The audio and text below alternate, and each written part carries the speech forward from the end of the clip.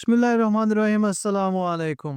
Ukraine রাশিয়ার উপর drone attack করছে এবং এই হামলায় ৪০টা বোমারু বিমান ধ্বংস হইছে। কিন্তু ইউনাইটেড কিংডম ইউকের কি হলো?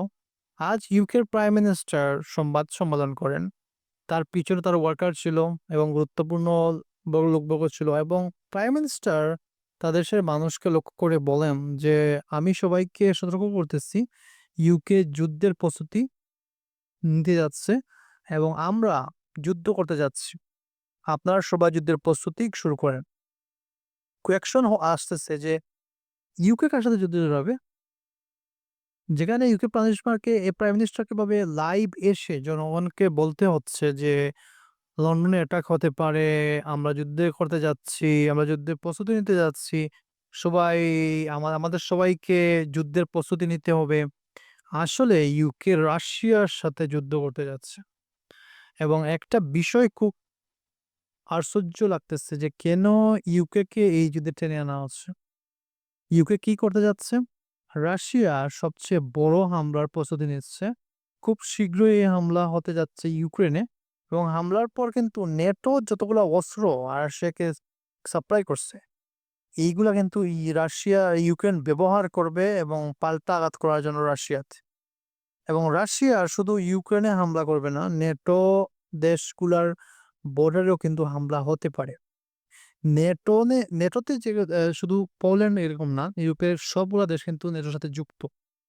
সো ইউক্রেন রিসেন্টলি রাশিয়া যে হামলা করছে, এটা ইউক্রেনের একার পক্ষে কিন্তু সম্ভব না। এখানে কিন্তু নেটো যুক্ত ছিল।